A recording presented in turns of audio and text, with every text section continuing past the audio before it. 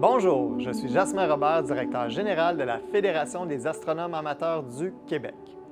J'ai la chance aujourd'hui d'être accompagné d'Ève Christian, qui collabore avec nous depuis quelques mois et qui a généreusement accepté d'être notre porte-parole pour l'événement astronomique le plus important de l'histoire de notre fédération. Bonjour Jasmin. Bonjour. Depuis aussi loin que je me souvienne, le ciel m'a toujours émerveillée et aussi intriguée. Depuis plus de 35 ans, je suis météorologue et chroniqueuse scientifique à la radio de Radio-Canada et je continue bien sûr à m'intéresser aussi activement à l'astronomie. Hey Jasmin, savais-tu que le 8 avril prochain, vers 15h30, une grande partie du sud du Québec sera plongée dans la noirceur due au passage de la Lune devant le Soleil? L'éclipse solaire va être totale pour les chanceuses et les chanceux qui seront dans la bande de totalité. Pour les autres, hors de la totalité, hors de la zone, l'éclipse sera partielle avec par endroits 99% du soleil qui sera caché. Et puis, il est assez facile de se protéger adéquatement afin de profiter au maximum de ce spectacle astronomique exceptionnel. Justement, pour savoir comment bien observer de façon adéquate, je vous laisse au bon soin d'une collaboratrice bien spéciale. Bonjour, mon nom est Farah Alibé et je suis ingénieure en aérospatiale. Ça fait maintenant 10 ans que je travaille au Jet Propulsion Lab, qui est un centre de la NASA basé à Los Angeles, où je suis en ce moment. Et j'ai travaillé pendant ce temps-là sur toutes sortes de missions, des missions martiennes et autres, dont le robot Perseverance qui a atterri sur Mars en 2021 et son petit compagnon Ingenuity qui a fait le premier vol contrôlé sur une autre planète. Aujourd'hui, je suis avec vous en fait pour vous parler de comment regarder une éclipse en toute sécurité. Donc, on va parler des différentes manières de faire ça et de comment s'amuser en sécurité. Comme dans la vie tous les jours, même pendant une éclipse, il ne faut pas regarder le soleil directement parce que même si on est dans une éclipse, les petits bouts de soleil qui ressortent peuvent brûler notre rétine et c'est vraiment pas quelque chose qu'on veut faire. Donc, pour se protéger pendant une éclipse solaire, une des manières les plus faciles, c'est de porter des lunettes. Faire attention, par exemple, il y a toutes sortes de lunettes dans le marché. Il faut des lunettes ISO 123 12 trait d'union 2 2015. Donc, c'est des lunettes spécifiquement faites pour ça. Et je vous encourage à porter, il faut porter ces lunettes-là tout le temps, pendant l'éclipse, quand vous regardez le soleil. Pour ceux d'entre vous qui voient dans une région où il y a une éclipse totale, il faut attendre qu'il n'y ait plus de soleil du tout, que ça soit vraiment, qu'il n'y ait aucun soleil, que ça soit vraiment comme la nuit, dans le fond, super sombre. À ce moment-là, vous pouvez enlever vos lunettes pour voir le ciel. Ça va être quand même extraordinaire, être capable de voir d'autres étoiles pendant la journée. Mais faites attention, aussitôt qu'il y a du soleil et que l'éclipse commence à se terminer, remettez vos lunettes. Aussitôt que vous voyez un tout petit peu de soleil, parce que encore là, ça peut brûler vos rétines.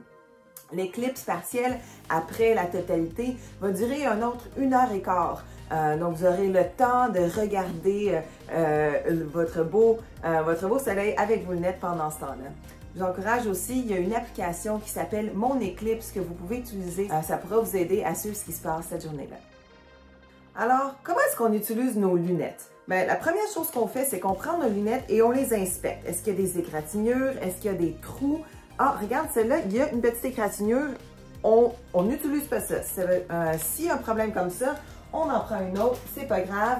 Alors là, regarde, j'ai pris une autre paire de lunettes. Je regarde, pas d'égratignure, tout a l'air beau, super. À ce moment-là, on peut l'utiliser. Alors, comment est-ce qu'on met nos lunettes? On ne regarde pas juste au soleil directement. Ce qu'on fait, c'est qu'on regarde vers le sol avant. On met nos lunettes. Une fois que les lunettes sont bien devant nos yeux, après ça, on peut regarder le soleil, regarder ce qui se passe pendant l'éclipse. C'est super beau. Si on veut arrêter de regarder, si on veut enlever nos lunettes, ne pas oublier qu'il ne faut pas juste les enlever comme ça. On regarde vers le sol avant, bien en sécurité, et après, on enlève nos lunettes. Et on se rappelle bien sûr de ne pas regarder le soleil sans ses lunettes. Alors, qu'est-ce qu'on fait si on n'a pas de lunettes ou si on veut avoir une différente manière peut-être de regarder le soleil pendant l'éclipse? Je vous propose des manières indirectes de regarder l'éclipse. La première manière de faire ça, allez dans votre cuisine, allez chercher une passoire ou tout autre instrument de cuisine qui a des trous dedans. vous allez mettre la passoire entre vous et le sol. Et en fait, ce qu'on va faire, c'est que la lumière du soleil va passer par la passoire et se projeter sur le sol. Et vous allez voir à travers ces trous-là, si vous regardez le sol, vous allez voir tous les croissants de soleil pendant l'éclipse. Et c'est une très, très belle manière de voir ça. Puis c'est aussi vraiment cool parce qu'il y a plein de trous dans la passoire, donc vous allez le voir plusieurs fois sur le sol. La deuxième manière, c'est le sténopé. Et en fait, ça utilise le même principe que notre passoire, mais cette fois-ci, on va construire notre propre instrument pour regarder le soleil de manière indirecte. Donc, ce qu'on fait, c'est qu'on prend deux morceaux de carton ou un morceau de carton et un plastique opaque ou un papier d'aluminium. Le plastique opaque, papier d'aluminium, premier morceau de carton, c'est ça qui va bloquer la lumière du soleil. Donc, on fait un petit trou dedans, un peu comme notre passoire, et le soleil va passer par le trou et se projeter sur notre écran, donc le deuxième morceau de carton. Et vous allez pouvoir voir encore une fois l'éclipse de manière indirecte. Donc, tout est sécuritaire parce qu'on ne regarde pas le soleil directement sur le morceau de carton. La troisième manière, il y en a beaucoup qui ont grandi avec ça, c'est la boîte de céréales ou la boîte à souliers. Encore là, c'est le même principe. On prend la boîte à céréales ou la boîte en souliers. D'un côté, on fait un petit trou. Ça se projette. Là, c'est là où le soleil va rentrer. Il va se projeter à l'intérieur de notre boîte sur le fond de la boîte. Ça, c'est notre écran. Et on fait un gros trou de l'autre côté pour pouvoir regarder le soleil. Juste faire attention avec la boîte à souliers, c'est des fois un peu plus difficile à ajuster parce qu'on ne peut pas changer la distance entre notre trou et notre écran. Donc, si le trou est trop grand, mais à ce moment-là, on ne sera peut-être pas capable de voir le soleil. Donc, c'est une des manières à essayer, mais je vous propose plutôt le sténopé qui nous permet d'ajuster ou la belle petite passoire qui rend les choses très, très faciles. Et c'est des différentes manières de regarder le soleil de manière indirecte.